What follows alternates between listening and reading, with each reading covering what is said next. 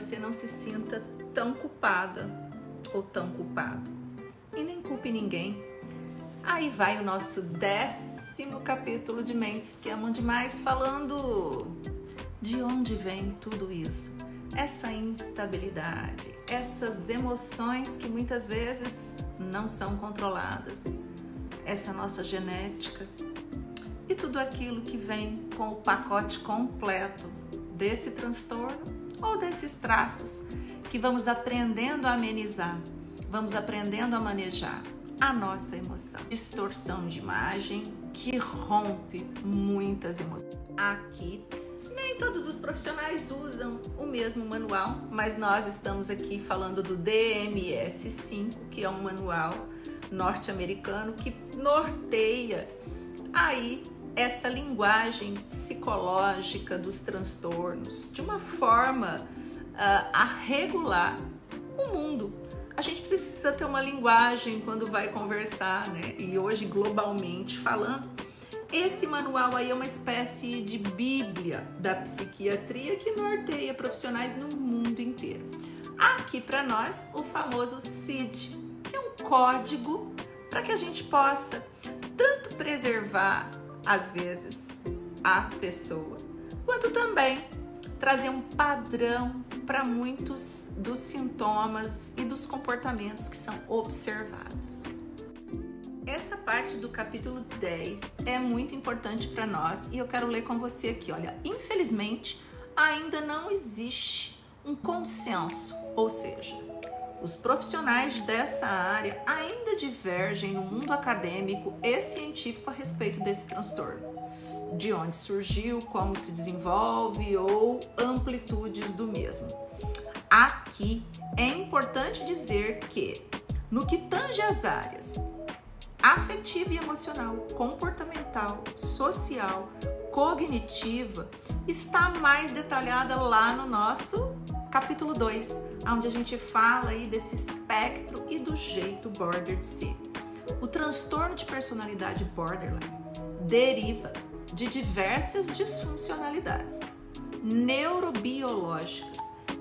Aqui, quando ouvimos falar, estou de coração partido, e talvez você aí que me ouve esteja com seu coração partido.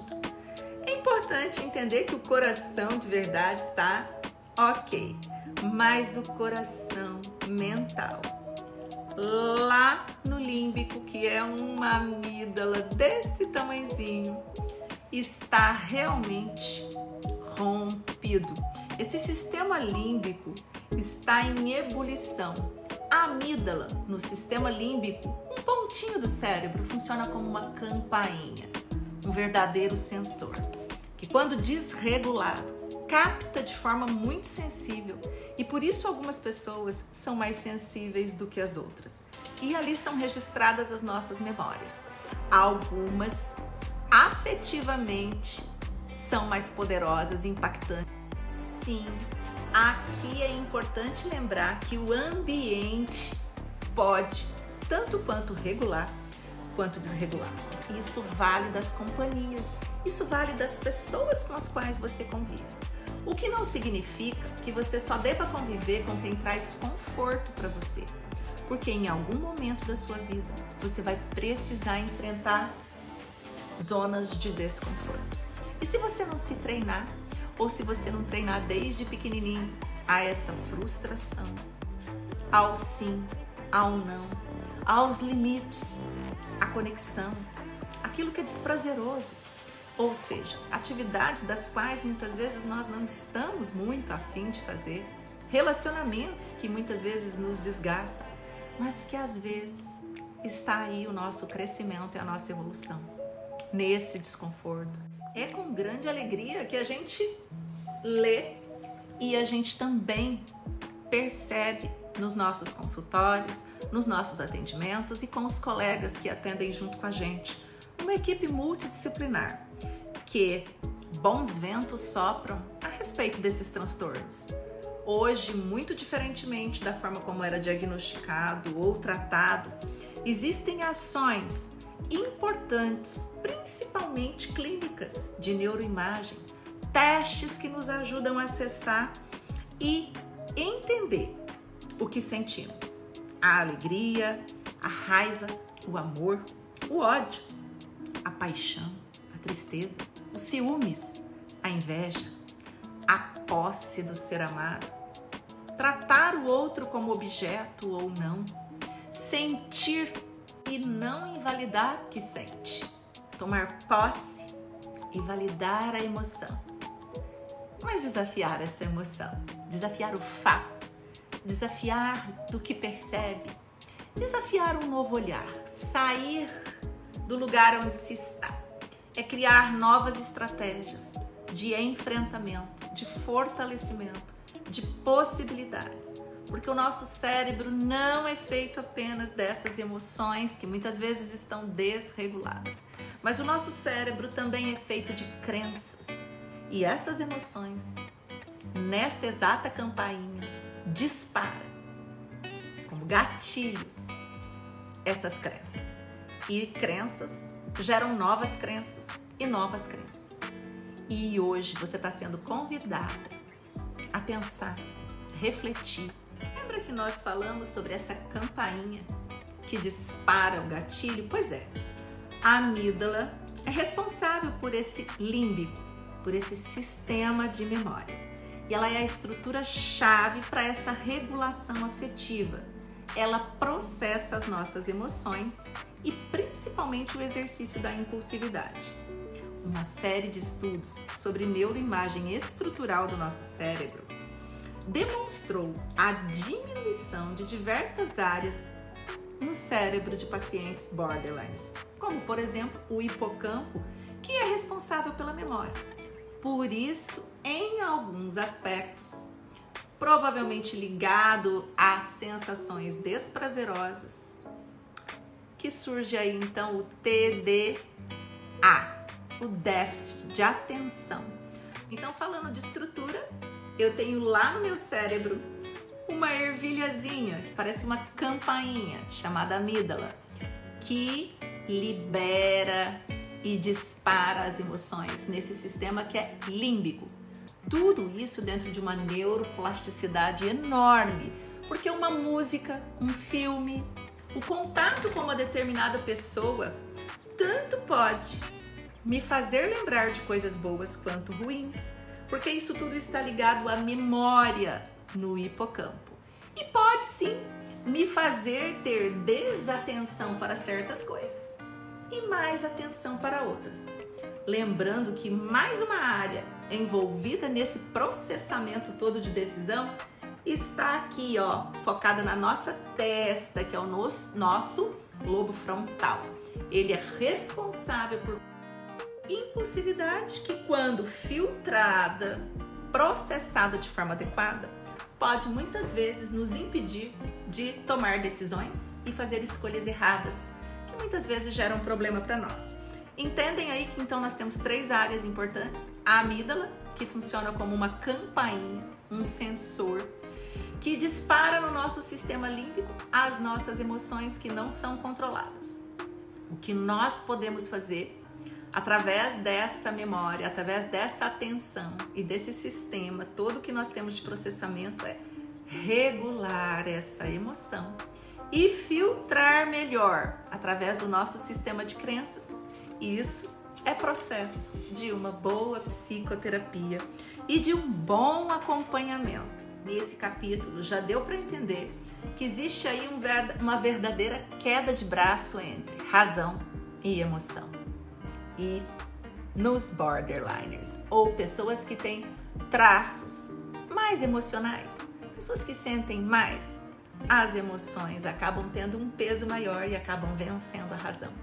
A ideia da psicoterapia é fazer um trabalho cognitivo e comportamental, resgatando novas adaptações, trabalhando esses esquemas que nada mais são do que crenças que movem os seus comportamentos e sentimentos. Ou seja, boas notícias. É possível trazer a regulação emocional. É possível melhorar o nosso humor, a nossa percepção e os nossos resultados. Então, se você precisava de uma motivação para lapidar esse seu sistema, regular essas emoções e aprender a ter crenças mais fortalecedoras, segundo Antônio Damasio, autor do livro Erro de Descartes. Você já deve ter ouvido falar nisso, se você não ouviu, pesquisa aqui que é bom conhecer. As melhores decisões são tomadas quando existe um equilíbrio em nosso lado emocional e o nosso lado racional. Já deu para entender, né? Nem tanto 8, nem tanto 80, nem frio demais, nem quente demais. Esse é o nosso grande desafio. Trazer para um filtro mais adequado dentro de uma realidade mais real possível. No meio dessa história toda, de conexão entre amígdala, límbico, hipocampo, lobo frontal, filtro, crenças, existe aí um processo que produz muita química. E uma das neuroquímicas, um dos hormônios cerebrais que nesse momento é muito produzido é a dopamina, a substância do prazer, a substância que nos faz sentir apaixonados, cheios de energia, uma sensação de prazer dentro dos nossos circuitos de prazer. O que isso significa? Que nós, como pessoas que somos, vamos tender a repetir coisas que nos geram essa substância. Comidas, orgasmos, encontros, música. E estudos nos mostram. Dopamina demais. Como será que fica o nosso cérebro? Talvez sem refreamento? Dopamina de menos? Talvez sem energia? Ou seja, por que perdemos o foco? Por que perdemos o interesse? Porque começamos as coisas e não terminamos. Porque muitas vezes queremos viver os nossos relacionamentos de começo. E tudo na vida, como nos relacionamos. Começos são apaixonantes, energizantes. E como essa é a palavra que vai definir quantas vezes precisaremos repetir determinadas situações. Convenhamos, esse capítulo vem realmente nos mostrar que não é uma tarefa fácil quem convive com esse transtorno. Não é uma tarefa fácil para quem tem traços ou convive com pessoas com esses traços. Não é uma tarefa fácil refrear o excesso de emoção que vem dessa amígdala, que é acionada como uma campainha o tempo inteiro. Imagina uma molecada passando na porta da sua casa e apertando a campainha. Mais ou menos assim que acontece. Chegando no córtex pré-frontal e mandando informações e redimensionando. E você tentando ajustar. É assim que você se sente? O caminho mais rápido disso não passa no lobo frontal, vai direto por hipotálamo, que libera uma série de hormônios. Aqui eu quero dizer para você o quanto é importante ter conhecimento e consciência. Aqui eu quero validar e valorizar o trabalho dos psiquiatras, dos nutrólogos, dos endócrinos, que nos ajudam como profissionais a regular os nossos hormônios, não só sexuais, mas também neuroquímicos. Porque a partir dessas campainhas e dessa memória, e de todos esses esquemas e de todas essas crenças cognitivas, ambientais, genéticas, todos esses caminhos neurais liberam hormônios. E um hormônio libera o outro, e um hormônio dispara sensações e emoções. E um desses hormônios é o cortisol. Como está o seu cortisol? Você já mediu o seu cortisol este ano? Fatores de cortisol muito alto nos indicam que esse estresse precisa ser regulado. Fatores de cortisol muito baixo indica que esse estresse já se tornou crônico. Um grande desafio, porque afinal de contas, existem algumas coisas, alguns fatos na vida que muitas vezes nós não conseguimos tirar, apenas administrar. Muitos dos nossos traços nascem com o nosso temperamento. A gente já conversou isso aqui, onde a gente diz que tem bebês que logo no berço, dentro da barriga da mãe, ou nascem mais calminhos, mais quietinhos, caladinhos, ou mais demandões. Mas a personalidade, essa se molda. A personalidade é a grande capacidade plástica que o nosso cérebro tem de aprender. E quanto mais cedo, mais esponja é.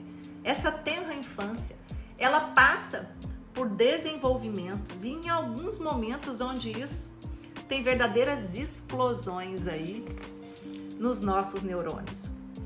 E também algumas podas neurais que podem acontecer, trazendo sim movimentos a favor ou a desfavor do crescimento de uma sombra aproximada de uns 40% dessa genética e de uns 60% então desses fatores ambientais, das relações, das nossas crenças, da nossa cultura, da forma como escolhemos viver ou como estabelecemos as conexões na nossa vida. E o bonito disso tudo é que sim, podemos aprender através da linguagem, que é o nosso primeiro processamento da nossa comunicação. Fica a dica aqui então. Parte temperamento, nascemos, é a nossa natureza. Abrace a sua natureza. Estabeleça uma conexão genuína e quebre padrões. Aprenda todos os dias algo novo. E vamos combinar, como seres humanos que somos, precisamos de rotina e uma certa estabilidade e até uma certa previsibilidade. Por isso, no nosso último capítulo, nós vamos falar sobre a importância das relações saudáveis. E se tem ajudado você até aqui, vamos entender como que esse amor verdadeiro guarda em si um caráter construtivo e, por ser assim, tem a capacidade de despertar o que há de melhor em nós, tanto para nós mesmos quanto para os demais. O que Erich Fromm falava desse amor produtivo, sobre as suas escolhas. Então, se você gostou, deixa seus comentários aqui, comenta, compartilha com mais pessoas, para que a gente possa construir relações saudáveis.